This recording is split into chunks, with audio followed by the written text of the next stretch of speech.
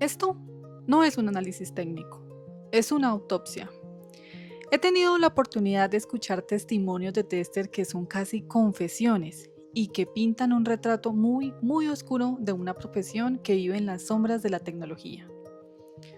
Los testers de software describen algo que va mucho más allá de la simple frustración laboral. Hablan de un ciclo sistémico de humillación, de invisibilidad y de agotamiento. Un sistema que, intencionalmente o no, parece diseñado para quebrar a las personas cuya única misión es proteger la calidad. Para entenderlo, hay que mirar cada nivel de la escalera corporativa, desde el tester que acaba de llegar hasta el líder de pruebas más experimentado. Y en medio de todo este caos aparece algo, un patrón que se repite, una especie de manual de supervivencia, un posible plan de escape. Así que empecemos por la base, por la verdad más cruda que hoy en día se expone. Parece que hay una regla no escrita en la industria. Si el software funciona, el desarrollador es un genio. Si falla, el tester es un incompetente. ¿Te suena familiar? El rol de chivo expiatorio te lo asignan desde el primer día. Y lo más impactante es que muchos testimonios usan la misma frase: me siento como un ciudadano de segunda clase. Esa percepción lo contamina todo. Esto se ve, por ejemplo, en lo que muchos llaman el falso agile. Esa mentira donde dicen que somos un equipo, pero en la práctica el desarrollo se queda con el 90% del tiempo y a ti te lanzan una montaña de trabajo el último día esperando milagros para el fin de semana. La trampa del héroe. Creer que eres indispensable porque apagas incendios y trabajas horas extras, cuando en realidad la empresa solo te ve como un recurso operativo barato que siempre dice que sí. El síndrome del impostor. Ese miedo paralizante a quedar como tontos en una daily o a que te respondan con el clásico "en mi máquina sí funciona", solo para desestimar tu trabajo. Es el terror a que se te escape un error grave y que tu jefe o el cliente o todo el equipo dude públicamente de tu capacidad. En los testimonios más duros que he escuchado, alguien lo dijo así: paso más tiempo defendiendo mi inteligencia en reuniones que haciendo mi trabajo. No puedes trabajar así. Y ahí, justo ahí, nace la primera trampa. Ese miedo que te lleva a querer probarlo todo. Por eso, tantos testers crean planes de prueba gigantescos, documentos de cientos de páginas que, seamos honestos, nadie va a leer. Es un mecanismo de defensa puramente burocrático. La lógica es: si lo cubro todo en este documento, no me pueden culpar si algo sale mal. Pero es una batalla perdida que solo conduce al agotamiento. Y encima de todo eso, eres la única persona en la sala que por definición debe decir: no, esto no está listo. Mientras que marketing, producto y los directivos presionan para salir a producción. Tú te conviertes en el enemigo, el que siempre trae malas noticias. En uno de los testimonios, alguien lo resumió de forma brutalmente honesta. Tener un tester en el equipo es solo para tener a alguien a quien culpar cuando algo explota. No estás ahí para asegurar la calidad, estás ahí para absorber la culpa. A eso se suma el desgaste de pasar más tiempo rogando por un ambiente de pruebas estable o creando datos a mano que haciendo el trabajo de análisis real. Es un ciclo de frustración que te desgasta antes de empezar. Aunque esto dibuja un panorama sistémico claro, los testimonios también muestran cómo ese sistema te atrapa de forma muy personal en cada etapa de la carrera. Ahora hablemos del tester junior, el que acaba de empezar. La trampa para esa persona, según lo que analizamos, es la humillación. Es casi un rito de iniciación. El junior encuentra su primer error importante, lo documenta con todo el esfuerzo del mundo, lo reporta y la respuesta que recibe de un desarrollador más experimentado es la frase clásica: casi un meme, en mi máquina funciona. Esa misma, y aunque a veces es solo una excusa, lo que un junior no entiende es que pueden ser ambas cosas. Porque sí, técnicamente puede haber diferencias de configuración o de datos. Es una posibilidad real, pero culturalmente esa frase se ha convertido en un arma. Es una forma de desestimar el reporte de inmediato y de poner toda la carga de la prueba sobre la persona con menos experiencia. Es una manera de decir tu defecto no es válido hasta que me demuestres lo contrario, de forma irrefutable. Y eso alimenta lo que en mi experiencia llamo el síndrome del tester impostor. Ese miedo constante a hablar en la reunión diaria, ese temor a hacer preguntas por miedo a que te ridiculicen públicamente. Y justo ahí aparece otro problema. Se culpa al junior por no saber cuando la realidad es evidente. Las empresas lo lanzan al ruedo sin documentación clara, sin entendimiento formal, sin un proceso definido, sin un onboarding correcto. El problema no es un fallo de la persona, es una absoluta falta de estructura de las empresas. Digamos que el junior sobrevive a esa etapa, crece, aprende y se convierte en un tester senior. Pero la realidad es que cae en una trampa aún más peligrosa, la trampa del héroe. ¿Y por qué es una trampa? Porque se disfraza de reconocimiento. El senior es quien conoce el sistema, quien sabe dónde están los problemas. Cuando hay una crisis, es a quien llaman y empieza a creer que su valor se mide por la cantidad de incendios que apaga.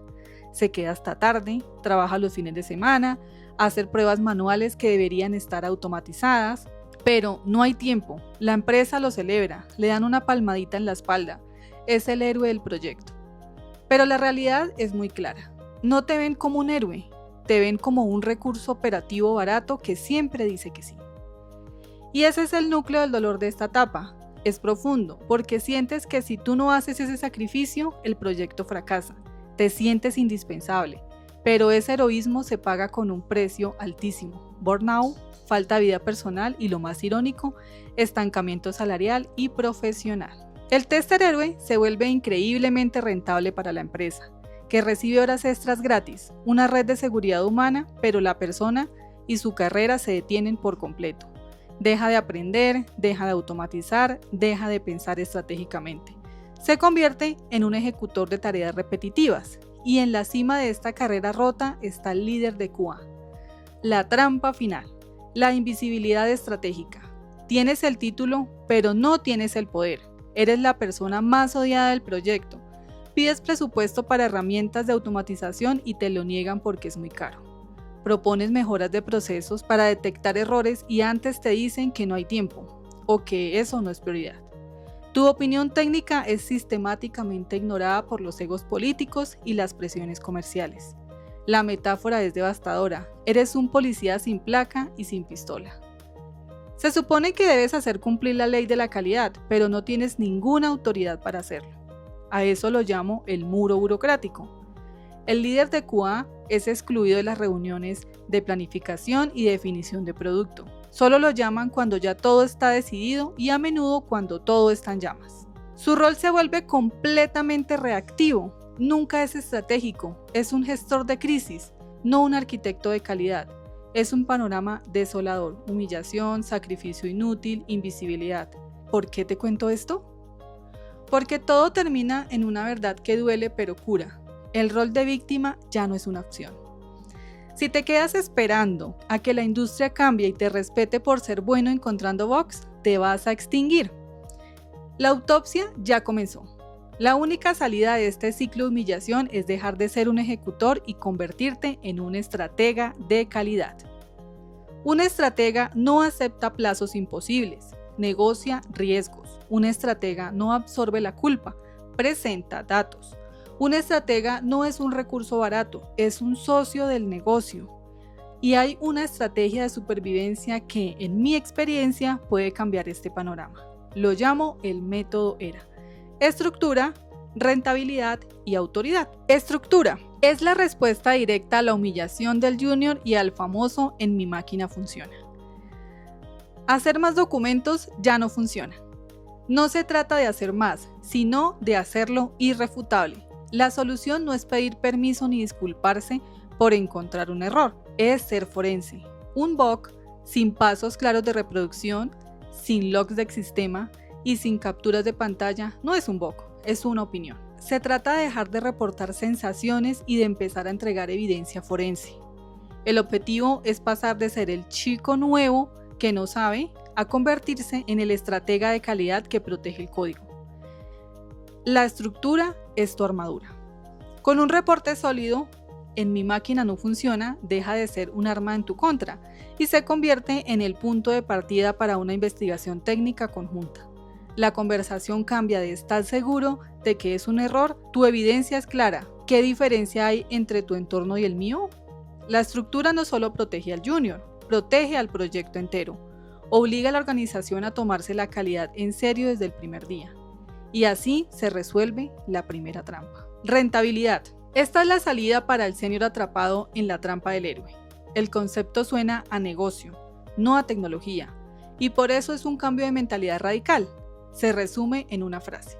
La calidad no es probarlo todo, es probar lo que realmente importa. La rentabilidad es la transición del sacrificio manual a una estrategia basada en riesgo. Como un senior premiado durante años por ser un héroe empieza a rechazar trabajo sin parecer poco comprometido? La respuesta es simple, no dices no.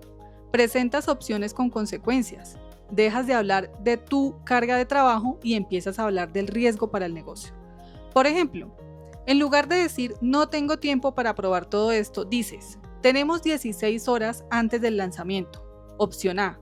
Pruebas superficiales en todo el sistema con un riesgo del 40% de fuga de errores críticos. Opción B. Enfocarnos en el flujo de pago y el registro de usuarios, reduciendo el riesgo en esas áreas del 5%. ¿Qué riesgo prefiere asumir el negocio? Ahí va la conversación. Cambia por completo. Ya no se trata de tu esfuerzo, sino de la estrategia de la empresa. La rentabilidad personal viene de la eficiencia, no del sacrificio.